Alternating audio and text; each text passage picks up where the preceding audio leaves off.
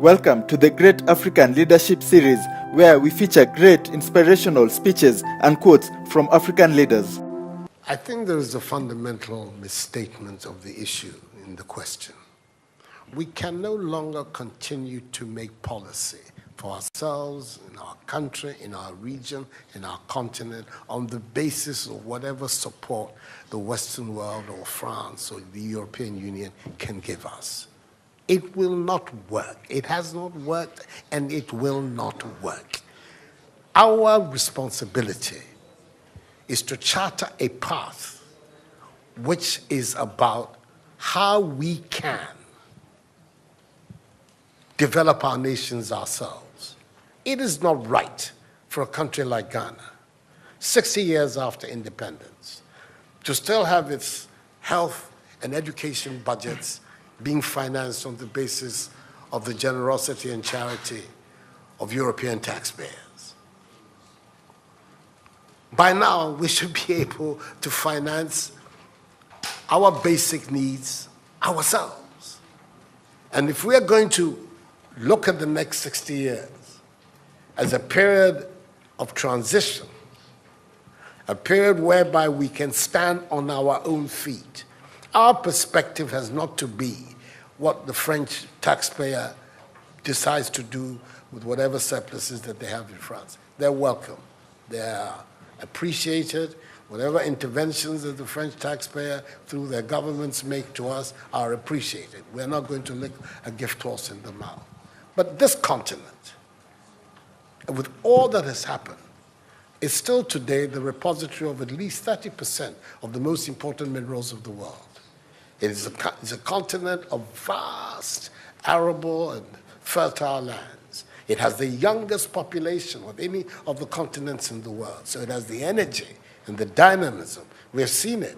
These young men who are showing so much resilience and ingenuity in crossing the Sahara, finding ways to go across with rickety boats across the Mediterranean to really, those energies, we want to have those energies working inside our countries.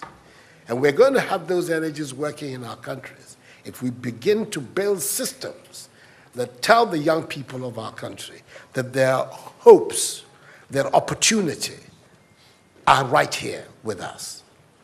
Migration and the movement of people is being presented in a manner which suggests that somehow it's a new phenomenon. There's nothing new about it.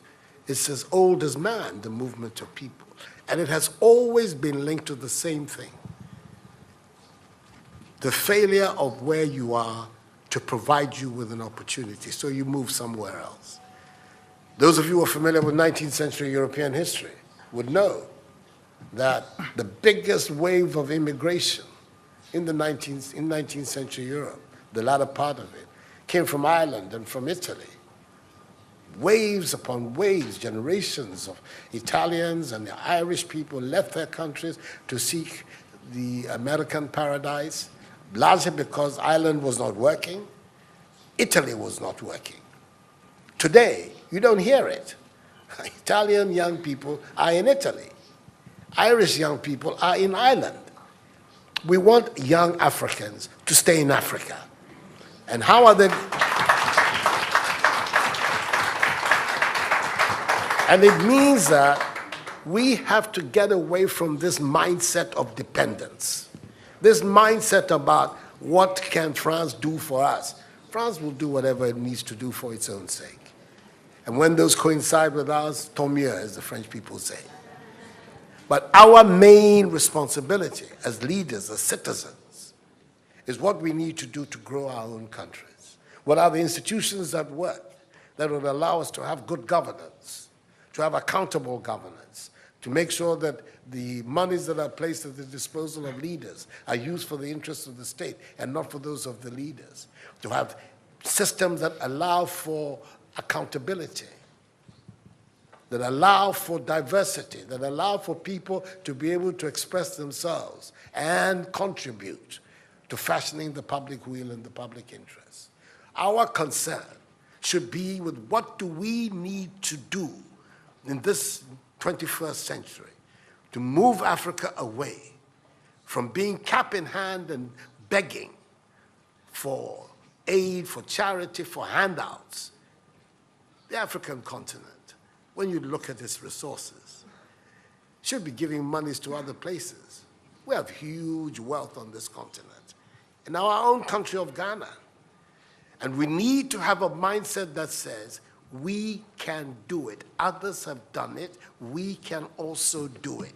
And once we have that mindset, we will see it as a liberating factor for ourselves.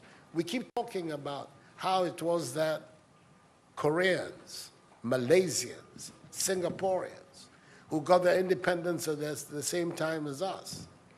We're told of that at the time of Ghanaian independence, per capita Ghanaian income was higher than that of Korea. Today, Korea is part of the first world. So is Malaysia.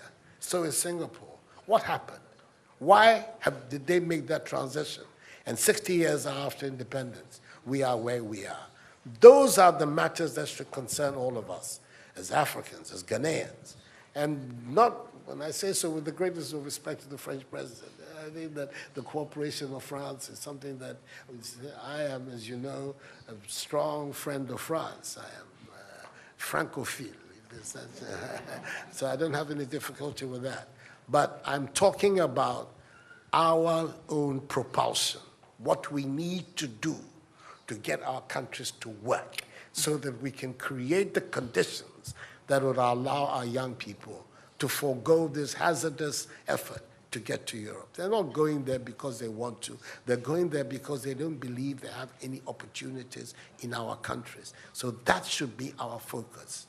And I believe that with that if we change that mindset of dependence, that mindset which is contingent on aid and charity, we would see that in the decades ahead of us, the full flowering of the African peoples will take place. And that new African personality that was talked about at the time of our independence will become real and imminent in our times. That's what I'm saying. I hope that I'm not upsetting the questioner or even some of my friends who are here. But these are my strongly held beliefs. And that is the reason why I've adopted as the slogan of my presidency, of my period of the Supreme Office of Ghana, that we want to build a Ghana beyond aid, a Ghana which is independent, which is self-sufficient, that is capable of standing on its own feet and building its own life. We can do it if we have the correct mindset to do so. Mr. President, those are my contributions.